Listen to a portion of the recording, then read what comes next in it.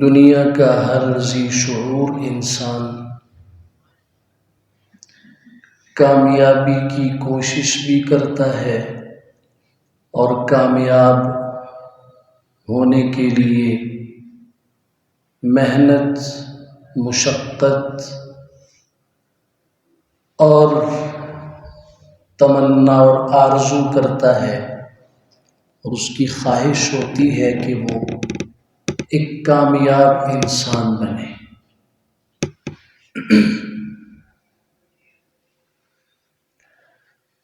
البتہ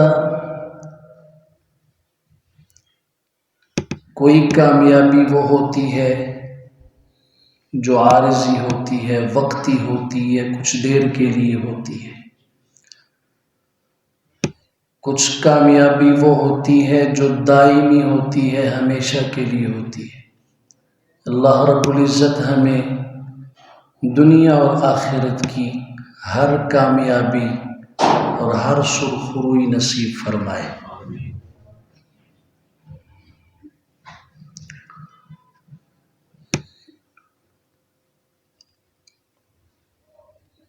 کہیں آپ نے دیکھا کھیل کے میدان میں جیت ہوئی تو اس کی خوشی اور اس کامیابی پہ پورا ملک خوش ہوتا ہے۔ کہیں پہ جنگ میں اگر ایک لشکر اور فوج کو جیت ہو جائے تو پوری قوم، پورا ملک اس کامیابی کی خوشی مناتا ہے۔ تجارت کے اعتبار سے اگر کوئی آدمی عروج کو پہنچے تو دنیا اسے کامیاب تاجر کہتی ہے۔ وہ خوش ہوتا ہے کہ میں ایک کامیاب بزنس مین ہوں۔ کسان محنت کرتا ہے، کوشش کرتا ہے، اپنی زمین میں جب اسے اس کا پھل اور صلہ ملتا ہے تو اس کا پورا خاندان خوش ہوتا ہے کہ چلیں ہمیں اپنی محنت میں کامیابی ملی۔ آپ اگر غور کریں تو ایک مزدور سے لے کے امیر وقت تک، تخت پہ بیٹھے ہوئے انسان سے لے کے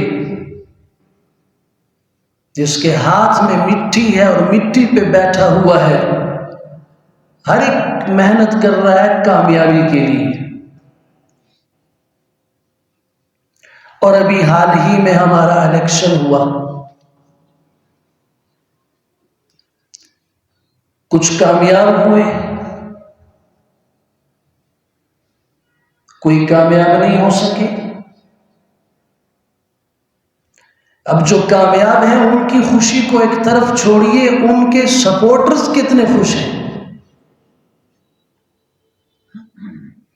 کراچی میں ایک جیتا، گلگت میں اس کے ساتھ عقیدت رکھنے والا اور تعلق رکھنے والا خوشی سے پھولے نہیں سما رہا۔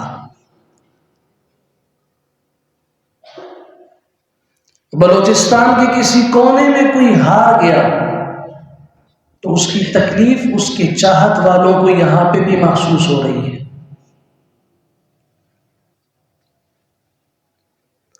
اللہ اکبر کبیرہ۔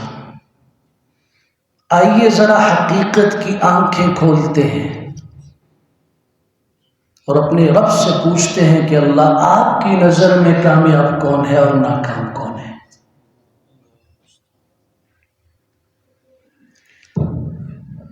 اور آپ جسے کامیاب قرار دیں گے اس کی خوشی کا عالم کیا ہوگا، اور اس کے ساتھ محبت رکھنے والے کیسے خوش ہوں گے؟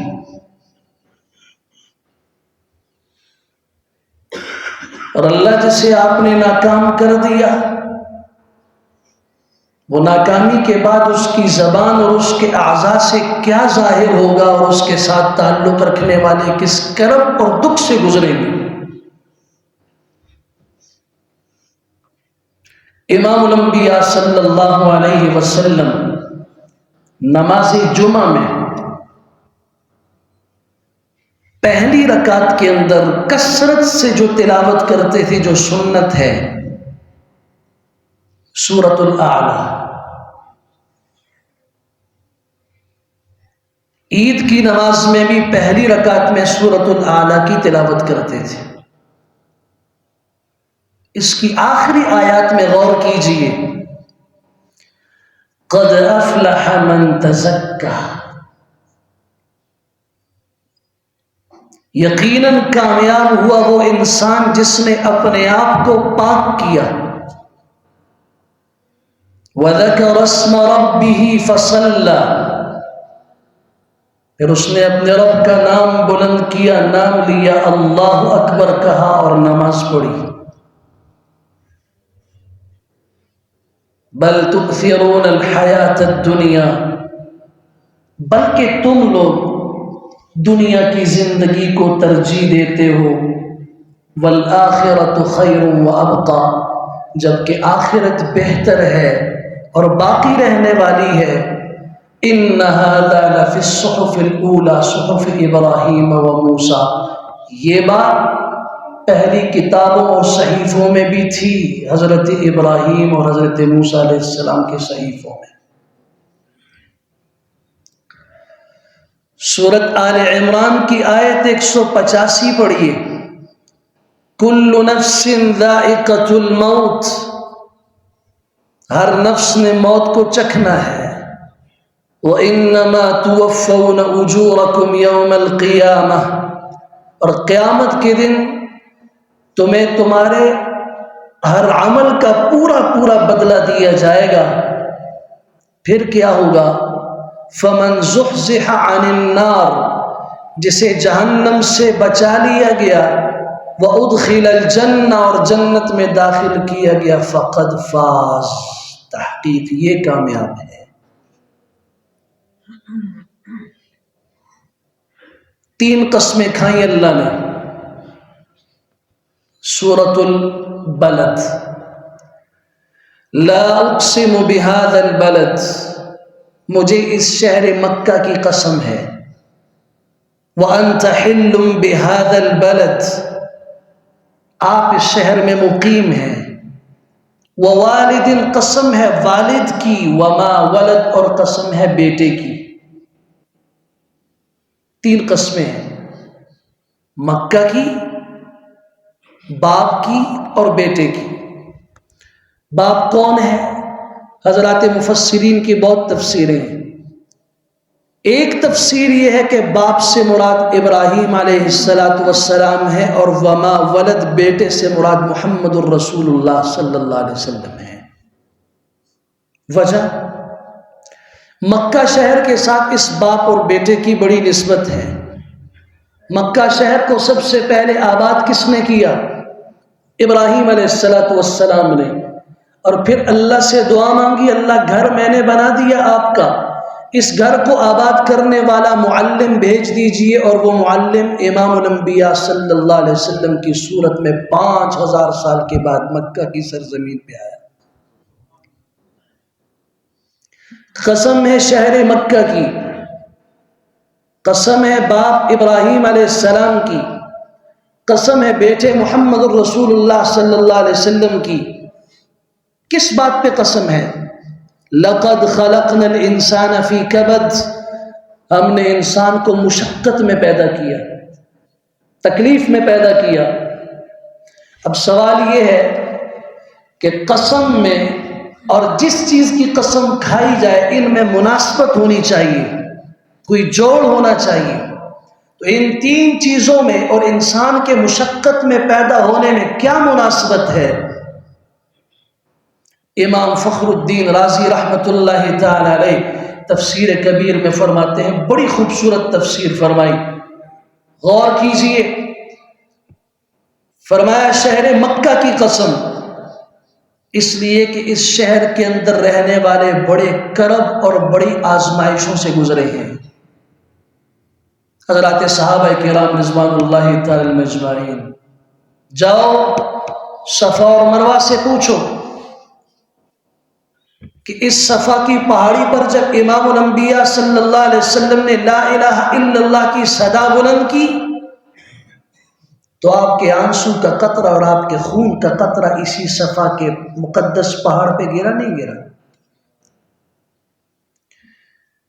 جاؤ جبل ہندی سے پوچھو، ابو قبیس سے پوچھو، سامنے کے پہاڑوں سے پوچھو اور گلیوں سے پوچھو جا کے کہ یہاں سے کس سنگریزے کے اوپر، کس پتھر کے اوپر کون سا صحابی ایسا ہے جس کے جسم کو گھسیٹا نہ گیا ہو۔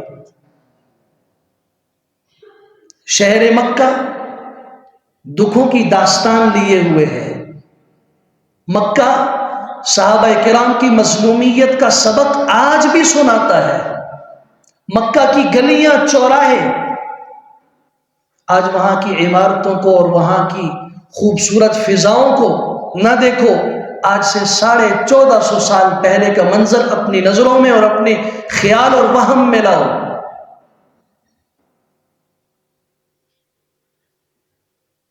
مشقتیں مکہ نے دیکھی۔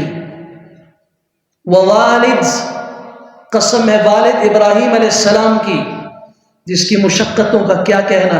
وَإِذِ ابْتَلَىٰ إِبْرَاهِيمَ رَبُّهُ بِكَلِمَاتٍ فَأَتَمَّهُنَّ، جو پیدائش سے لے کے بڑھاپے کی 120 سال کی عمر تک تکلیفوں اور مشقتوں سے گزرا ہے۔ کبھی گھر چھوڑنا پڑا، کبھی باپ کی طرف سے جملہ سنا فَاهْجُرْنِي مَلِيًّا، نکل جاؤ میرے گھر سے۔